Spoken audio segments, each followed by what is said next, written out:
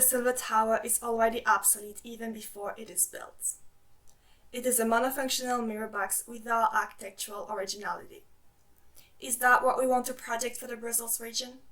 It shows little ambition. This is a statement of Christian Boretz, the government architect of the Brussels capital region, on what is now referred to as the Iris Tower. It is a fully precast office tower and its construction was completed in 2020. The Iris Tower is located in the North District of Brussels, the capital of Belgium and the world's second most cosmopolitan city. It is standing at the limit of the district's totally contrasting worlds, the residential and commercial one, and the business one, further dividing them while it could have finally brought them together. Located on the wrong side of the north-south junction, it remains blind to the current contradictions and unsolved problems of modernism. The tower's tricky location and controversial design represents an excellent opportunity to make it a city project. By returning it to the surrounding super diverse community, its influence could boost the whole area in a positive way. Welcome to this video presentation of the project Hômō Lībērātŭs Architecture as a Stradivarius. My name is Sasha Bams, and I studied the Iris Tower as a possible model for future thinking in towers. In this work, I want to virtually transform the a priori hopelessly outdated tower into a prototype of a building that incorporates flexibility and inclusiveness. This really is about designing situations.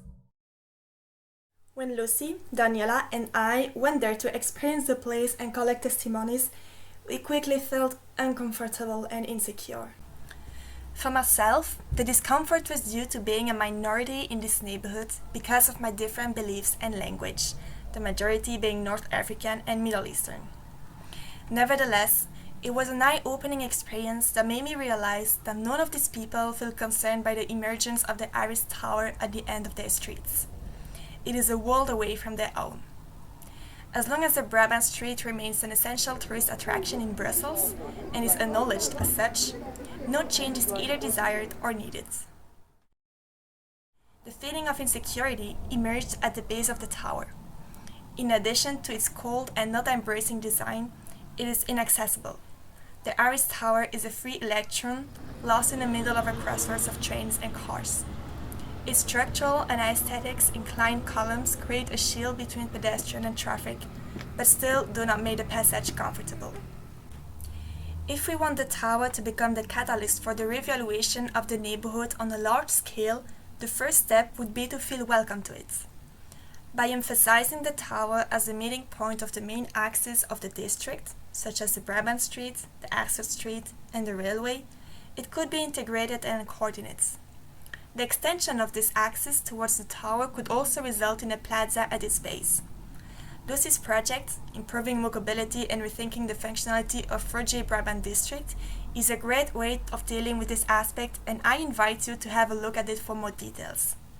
As for myself, I imagine that the ground floor of the Iris Tower could be freed from its glazing so that it merges with the plaza and allows users to make the place their own. A portion of the ground floor, as well as the first mezzanine, would nevertheless remain glazed to house a tourist office, accentuating the interest of the district. At the same time, this would be the reception area for the tower and its new program, and flyers explaining the project could be distributed there. Moving up to the second mezzanine on the ground floor, it becomes clear that the tower is placed on the wrong side of the North District. It is isolated from its business side siblings by the railway. If, in addition to spreading horizontally, the plaza also extended vertically across the building and embraced the second mezzanine, the Iris Tower could become a strong link between the two parts of the area.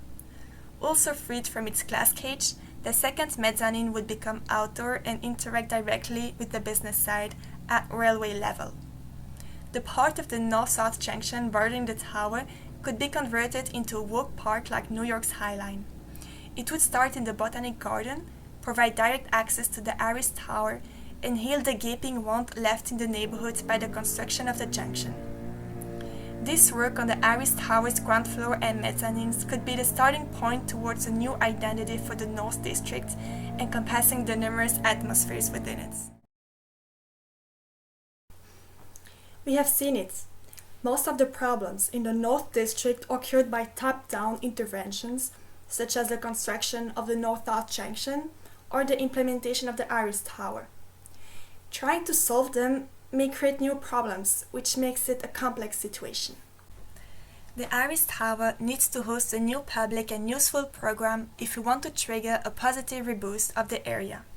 However, no change is desired from the users of the Brabant Street, who are the first concerned. Then, if we do develop a new program, how can we ensure that this gigantic tower will be used and thus appropriated by the users? After phrasing this research question, I came to 3 insights. Any space, regardless of its size and its user, can be appropriated intuitively by letting oneself be guided by one's own feelings and emotions.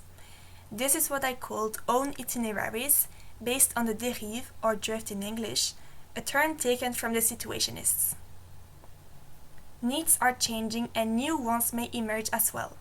If the needs of the here and now are met, what about those of tomorrow? The coronavirus crisis, for example, left many buildings vacant during lockdown.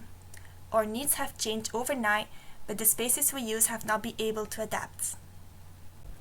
So, architecture is usually cooked too much.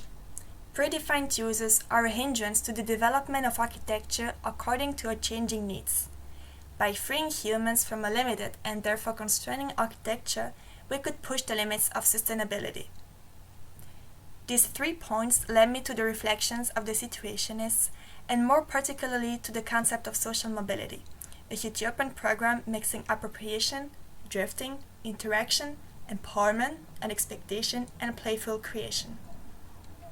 In concrete terms, social mobility translates into a global activity that would allow building users to create their own infrastructure in it to meet their needs by themselves at any time.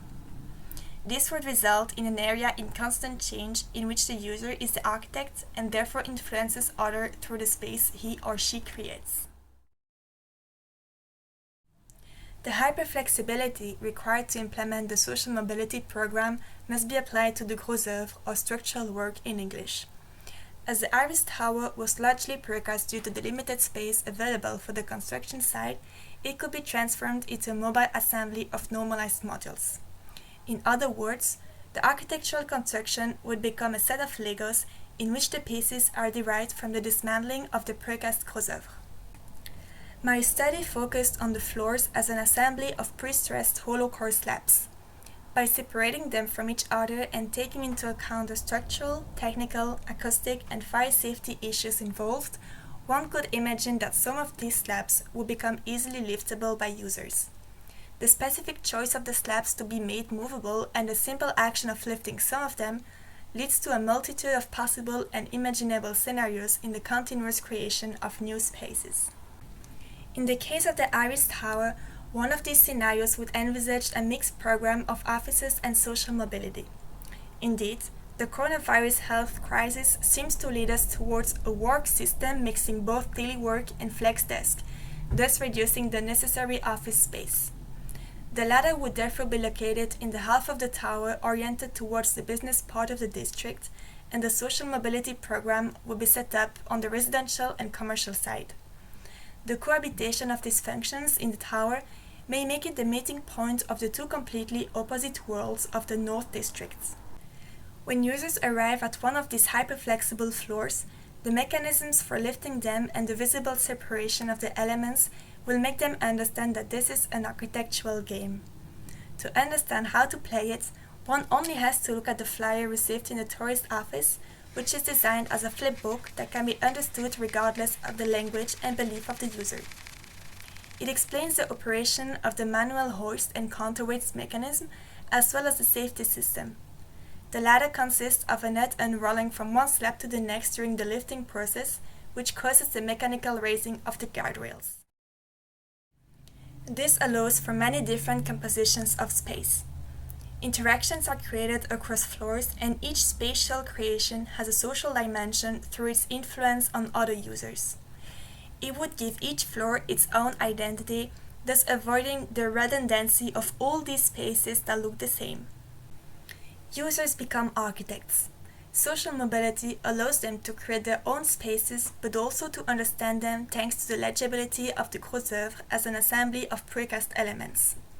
The hyperflexibility gives users a real sense of ownership of the space, as they can create any program they want, whether it be a small personal lift, a gigantic staircase that can even be converted into a venue, the elevation of an area to delimit a recreation space, for example, and much more.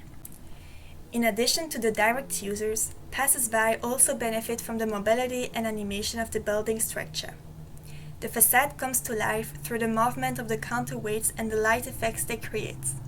The columns on the ground floor become a real aesthetic and structural leitmotif in the tower and the neighborhood, as in Lucy's project. Thanks to the own itinerary of each user, the building teems with activity.